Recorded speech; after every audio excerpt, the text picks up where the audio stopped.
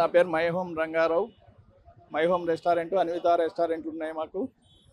మేము 30 సంవత్సరాల నుంచి ప్రజలకు ఎన్నో రకాలుగా సౌకర్యాలతో నాణ్యతతో కూడుకున్న ఆహారాలను అందిస్తున్నాము. కరోనా టైంలో కూడా ఎన్నో రూపాయలు నష్టపోయినాము. అటువంటి పరిస్థితులు కూడా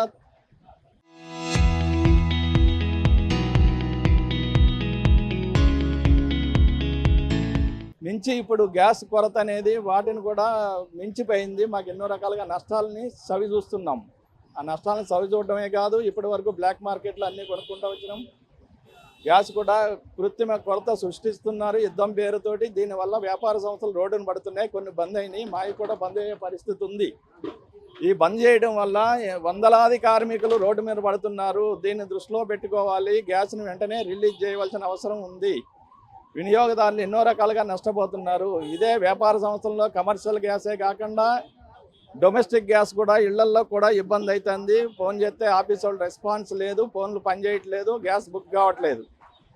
ఆఫీసు పోతే 25 రోజుల తర్వాత అంటున్నాడు. 25 రోజుల దాకా వంట చేసుకోకుండా ఎట్లా ఉంటారు ఇంట్లో? ఇంత టెక్నాలజీ పెరిగినాక కూడా నిత్యావసరమైన గ్యాస్ను కూడా అందించలేని పరిస్థితుల్లో ఈ ప్రభుత్వాలు ఉన్నాయా లేదా అనేది ఎవరైనా మీడియా సమావేశం పెట్టి ప్రజాప్రతినిధులు ఉన్న విషయాన్ని పబ్లిక్ అందరికీ తెలియజేయవలసిన అవసరం ఉంది. కానీ ఏ ప్రభుత్వ ప్రజాప్రతినిధి కూడా స్పందించట్లేదు. వెంటనే వచ్చి స్పందించి పబ్లిక్కి ఒక శ్వేతపత్రం రిలీజ్ చేయండి. పరిస్థితులు ఏంది? గ్యాస్ ఉందా లేదా? ఉంటే వ్యాపారస్తులు ఏమన్నా బ్లాక్ మార్కెట్ చేస్తున్నారా? ప్రతి విషయాన్ని పబ్లిక్ తెలియజేయవలసిన అవసరం ఉంది.